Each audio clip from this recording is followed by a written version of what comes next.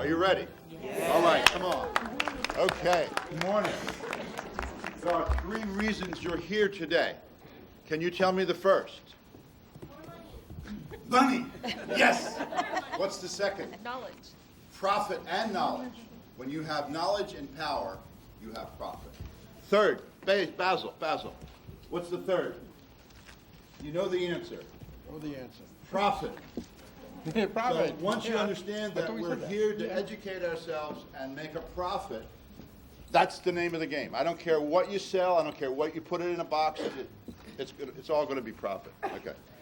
I think I should, before we start, I only drink 1 glass a day.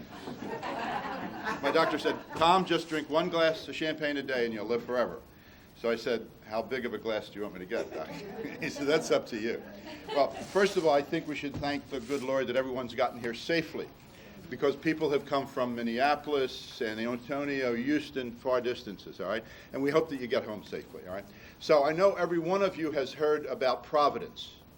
It's been on TV, it's up in Rhode Island, but divine providence is really what we're all about, all right? Now, I don't know about you, but there have been times when I said, I was a retailer, you see, many, many years ago, and I would say, Dear God, please, I need 30 orders this month. I got to make my BMW payment. Right? I mean, doesn't that happen to you? Want, and there were 10 suggestions that Moses got. People call them suggestions. I think there were really commandments.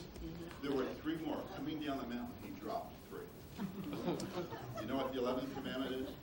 Patricia, pay the bank first before you go to Jamaica. Okay? See, there are really 3, besides 3 profit laws, there are 3 money laws. And the first is pay the bank first.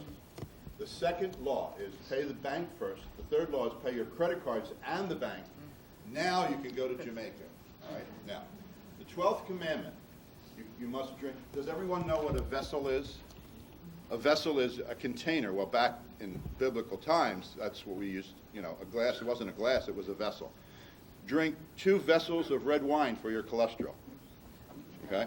The 13th commandment was you can use duct tape to keep anything up. All right? I mean, duct tape will work with anything. If you want to fix something, get duct tape. All right? Okay. So, first of all, I think I should raise my glass in toast for the new year and say, a toast first to love. I mean, if you don't have love in your life, forget it. The second one, I think, should be to good health. Because if you don't have good health, I mean, you're really not enjoying life. And the third one is to more money. And I hope that this symposium today will give you the tools to go home and do just that. And if I can do that today, if I can motivate you and give you some ideas and creativity, then I've done my job. I would like to acknowledge someone in the audience who's been my wife.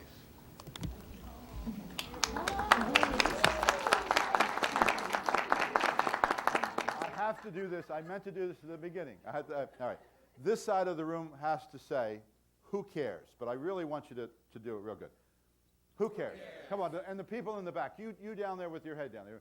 Who cares? Come on. Who cares? A little louder. Who cares? All right. And over here you say, so what? So what? So what? A little louder. So what? Now, can you have to be louder than this group? Okay?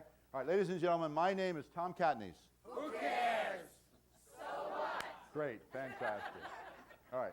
I don't know if you've heard the new hot term, convergence. Convergence is a new digital term that the computer industry is using, because what's happening now in the coming years is we're going to have computers being married to televisions, televisions being married to cell phones being married to picture phones being married to tape. I mean, and it goes on and on, all right? Convergence is, the next word is digitech. Now, 5 years ago, I was illiterate when it came to computers. If you are illiterate now, please, I have a young man that's standing over there behind that camera who is my computer guru, my computer genius. I've taught myself, but he has helped me to understand how all of this technical digital stuff works. If you understand this, you can print money out of your computer. You can virtually print money out of your computer. And if you do not have an online site or a website now, start to build one, because that's tomorrow. And tomorrow, people are going to be shopping more online. Just ask yourself, how many people shopped online for the holiday this year? Look, we're all running the human race at 186,000 miles a second, right? We don't have enough time in our lives. We're all trying to get 27 hours into a 24-hour day. And if we can save time by simply click, click, click, click. I mean, I can go on now and dealing with my vendors, I can within 5 minutes place 5 orders. Before it would take me an hour. You know, I'm either faxing them, I'm waiting for a confirmation. So what the computer has done for us in the last 10 years has given us the economic explosion of technology and wealth. All right, just look at Google, what Google stock is doing. So if you say, well, I don't have the time to learn, then you're going to put yourself in a very, very bad position, because if you want to make money, the internet and the computer is the way to go. So let's talk about why we're here. What I want you to do when you go back to your shop is I want you to rethink, redo, remake, re-engineer, reimagineer the new you. Because see, you may have been selling the same products, looking at the same customers, and the customers are always wanting new things. They always want to see new things. And if you can continue to present, every year you should present 5 new products to your customer, so that within 5 years you've changed 25 different gifts. See, and they're all looking for something new. And the more upscale the customer, the more corporate the customer. I can tell you right now, for those of you who live close to 3 golf courses, there's your corporate customers right there. Everyone who is a member of a golf course, they have been to Hawaii, they have been to anywhere in the United States, they've been to Paris and London, and if they see in your store gifts that they've never seen on Worth Avenue in Palm Springs, in Palm Beach, or on Rodeo Drive, I guarantee you, you're going to get the business. You're going to walk into your store and say, God, these are fantastic gifts. So you have to, just like a restaurant, you have to offer a menu of gifts, price points, starting at something quick and easy and going up to something that's very expensive, all right? Now, 2 months ago, I got a call from one of my customers in Hollywood. And they said, we just got a call from one of the sponsors of Desperate Housewives, and they wanted to do something special. But the sponsor said, we're willing to spend $300 to $400, but we don't want you to just send a gift basket with chocolates and champagne and wine in it. We want something, we want you to do something special. So the fellow says, Tom, he says, I don't know what they want, and I know that you can help me. So I said, well, how many you're going to sell? He says, I think I'm going to sell 6. And I said, well, all right, I'll charge you $200. I'll give you the creation and the idea and everything, and if that wins the prize, then you send me a check. Fine, okay. So I went back to I get my ideas in the shower. Next morning I'm in the shower. I said, okay, I'm going to do the same thing that I do with my licensed gifts. I tell him to go over to the supermarket and the newsstand and buy every book that has pictures of every movie star from Desperate Housewives. Go to Copy Center, enlarge them, put them on all the products. He said, Tom, he says, they loved it. I mean, it was very, very simple to do. So what is it that we're doing? All we're doing is we're changing the clothes on the products. When you go out to New Year's Eve, you're not wearing jeans unless they're diamond studded. So you have to think about your gifts and doing things in the same way. You've got to colorize your gifts with a color coordination. You've got to make the gift look like it has some kind of a theme to it. And by utilizing, I mean, if I wanted to make an Oprah Winfrey gift, what would I do? I would buy 5 Oprah Winfrey magazines and get all of her pictures and simply cover the basket with her pictures. And there's an Oprah Winfrey. You know, or find out what her favorite things were and possibly put some of those in, you know. And this is what the customer's looking for. The customer's looking for some energy that you're not just another gift creation, all right? Now, for those of you who in the business who have called yourself gift basket companies, I'm going to tell you, you need to add gifts. See, when someone looks in the phone book and says they see a gift basket company, they figure that's all you do. So you need to make them aware that you do gifts and gift baskets and gift creations. Because otherwise, they're going to say, well, I'm not really looking for a gift basket. I just want a basket, a glass basket with maybe, some things in it. So make sure that because when they look in that yellow pages, that's what they're looking for. So what I've done with all of the gifts are basically the same thing, all right?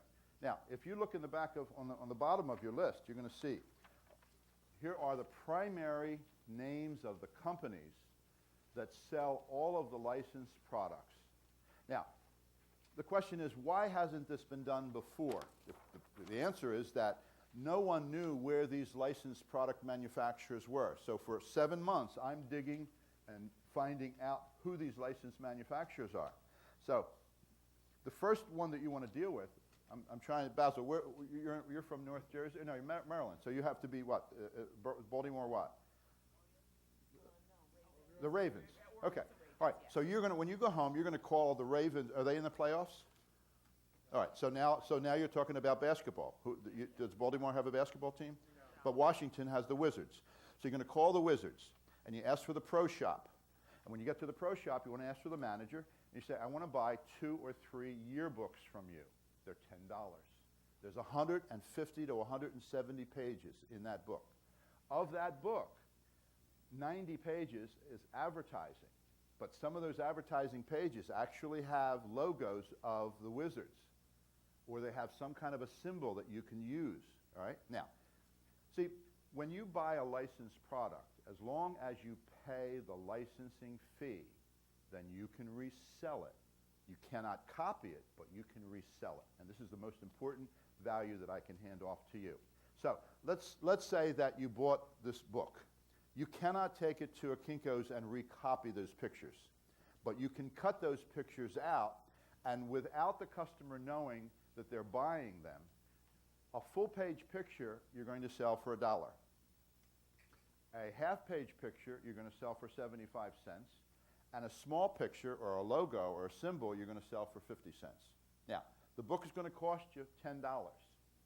If you've got 60 pages of players, coaches, pictures of the stadium, all of that you can use on your baskets, then you're going to wind up making $35 to $40 on this $10 investment. But you're allowed to do that because you're not copying it. Once you buy it, they don't care what you do with the book. You can set it afire, you can cut it in shreds, you can do whatever you want. Just pay me the licensing fee, all right? And the same thing. Now, the piracy that you see going on, when you see on the books, they now are putting a little tiny, I took it off the front page, but on the books, they have a little tiny hieroglyphic, holographic symbol that's scannable, so that when they check it out in the store, they know that this is an authentic book produced by the NFL. If it doesn't have that symbol on there, it's not authentic and someone's copied it, because they can't copy that holographic symbol. All right? So that's the way you can tell. If any of you go to flea markets and you buy products at flea markets, you can tell which is real and which is copied. All right? All right. So here's basically what I'm talking about. Here's a picture. Dusty Ziegler. I don't know Dusty, but he looks pretty good here. So I'm going to take Dusty's picture and possibly his name, and I'm going to use it somewhere in the gift. Now, here's what I'm going to do, just to show you just how fast and easy this is. Bob, let's get a shot of this. All right. Let me open this up, and I'm going to take a razor knife. First, you're going to make your basket. Then you're going to come back and you're going to size the product so you can see what you have to do, how you have to cut it out. Because once I take the pictures off of this basket, it's going to look like just a regular average fancy food basket. All right? So up here,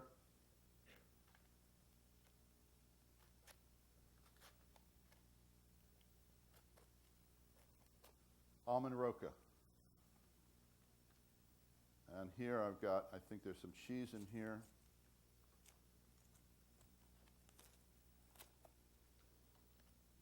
And over here, there's some coffee. We've got Kiki Barber covering up. Now, if the household, if this is going to a man, he's not going to save the pictures, but if he's got children or grandchildren, he's going to give the pictures to them. All right? So you can see all I've done is dress the basket with the pictures, and I'm selling the pictures to the customer. Now you have to understand, women, so I can give you a comparison. If you had $500 and a friend, and you called her on Saturday and said, let's go shopping and buy shoes and handbags and outfits, she'd be thrilled to go with you. So what does a man do on a weekend when he's got $500? He goes to play golf with his friends. And men are just as vain as women, because at the golf course it's like one up. You know, how can I one up my friend? You know, yeah. Last week I got a hole in one. Yeah, that was really good. Last week I got 2 holes in one. I mean, you know, that sort of thing. So men are just as vain, and vanity sells the product.